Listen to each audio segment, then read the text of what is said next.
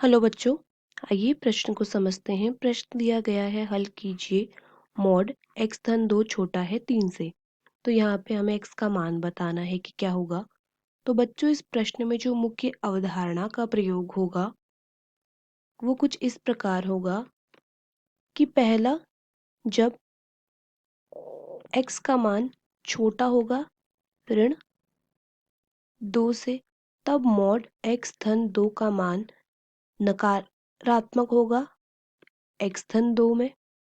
और दूसरा, जब x का मान बड़ा या बराबर होगा ऋण 2 के, तब मॉड x धन 2 का मान सकारात्मक होगा। इसका मतलब धनात्मक होगा x धन 2 के बराबर। इस प्रकार हमें दो समीकरण मिलेंगी, ऋण का x धन 2 छोटा है 3 से और दूसरा x धन 2 छोटा है 3 से, जब x का मान ऋण 2 के बराबर या ऋण 2 से बड़ा होगा। तो इन्हें अब हम अलग अलग हल करते हैं। तो ये हो जाएगा ऋण x ऋण 2 छोटा है 3 से।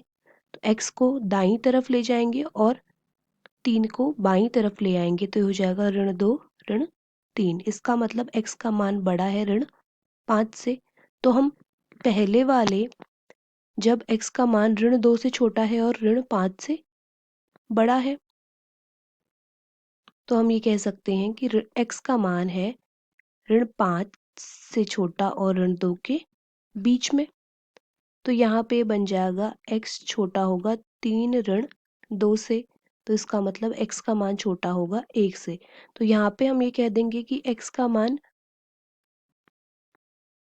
छोटा है, x का मान बड़ा है ऋण 2 से, इसमें ऋण 2 भी सम्मिलित होगा, लेकिन छोटा होगा 1 से।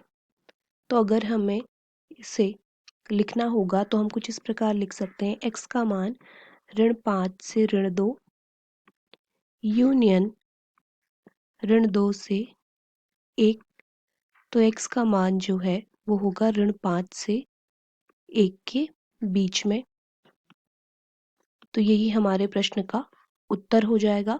आशा करते हैं आपको प्रश्न समझ आया होगा। धन्यवाद।